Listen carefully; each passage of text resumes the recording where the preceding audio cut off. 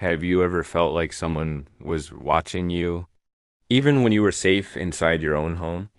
What I'm about to tell you is a disturbing, true hidden camera story that will make you question your sense of security.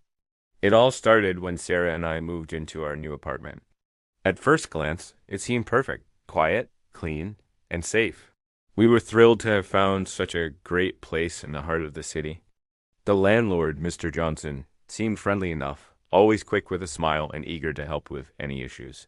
As we settled in, we couldn't help but feel like we'd hit the jackpot. The neighborhood was peaceful, the neighbors were polite, and we finally had a space to call our own. We spent the first few weeks decorating, arranging furniture, and making the place feel like home. But then, strange things started happening. Little things at first, so small we barely noticed. The TV remote would be in a different spot than where we left it.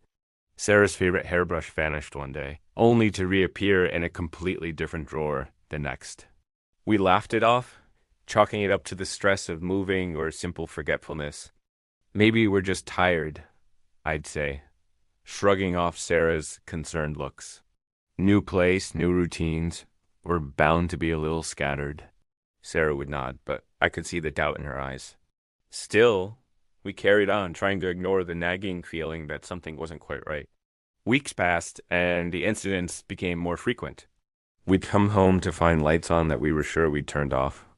The thermostat settings would change mysteriously. Once, Sarah swore she heard footsteps when she was home alone, but we dismissed it as pipes settling or noisy neighbors. Then came the night that changed everything. We were lying in bed, the soft glow of the TV the only light in the room.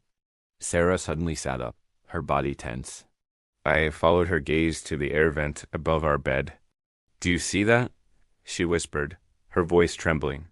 At first, I saw nothing, but as my eyes adjusted, I noticed it. A tiny black circle, barely visible in the shadows of the vent. A camera lens staring down at us.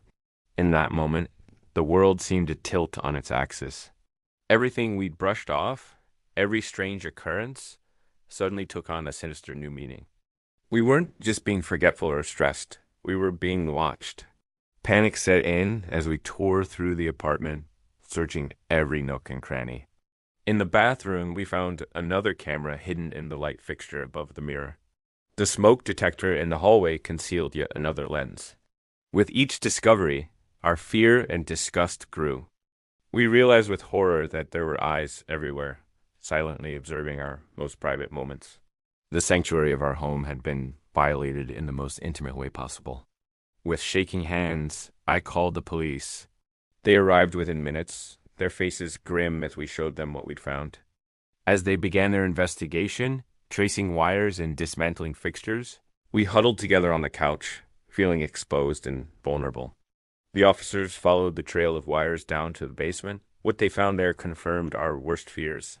In a small, cluttered room, they discovered our landlord's laptop.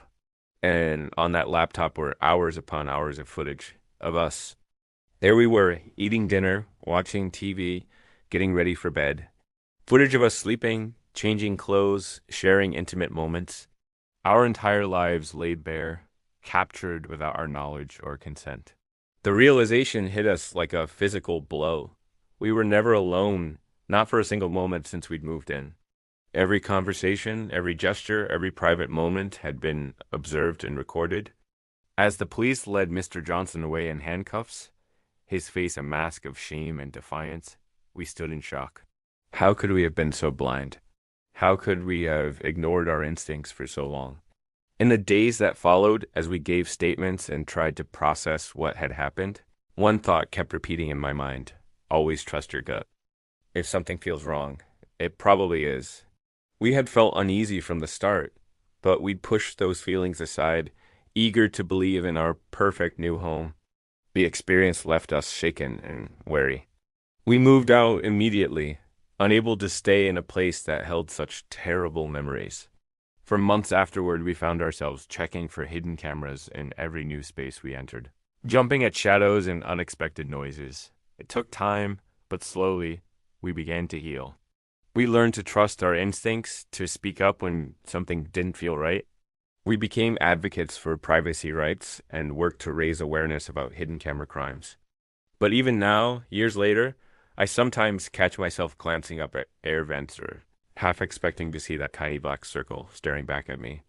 Because the truth is, once you've lived through something like this, you never quite shake the feeling that you're being watched.